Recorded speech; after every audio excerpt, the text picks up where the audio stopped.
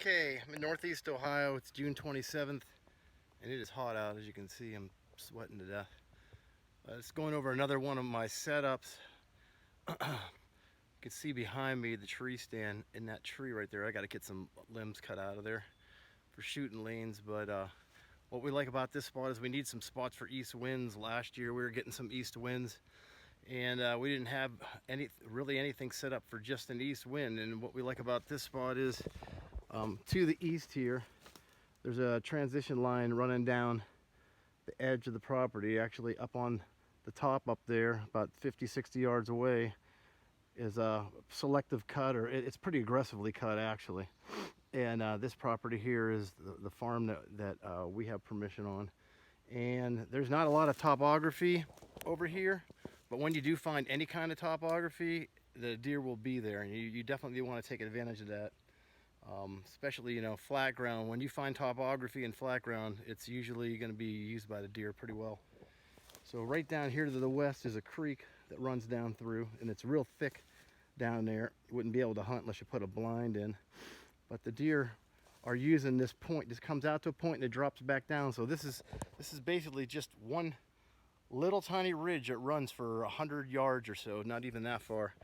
And we figure with the bedding area up here on to the east, and with an east wind, the deer are gonna be bedded on that west side of that cut, which is right here along this edge, and they're gonna funnel down into this point and cross the creek and go down into the fields to feed, or they may just feed on oaks in here. There's apple trees down here to the west on our property, and the trails in here are pounded good. In fact, this trail right here, last year there was a big scrape right here, and you can see these trails are heading down to the creek.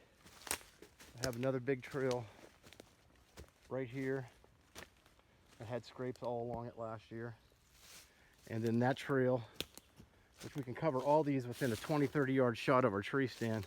It splits off here, goes back into that first main one, goes up into the bedding area, and then when you get up here just a little ways further, that trail comes up into the bedding area. So these deer, I believe with an east wind, will travel this leeward side of this little ridge, and they're coming down in several areas. And I think during a rut, this is a nice little funnel location. So this is the type of stuff we're hunting. This is what we're looking for. Find stuff like this, and you should see some mature bucks.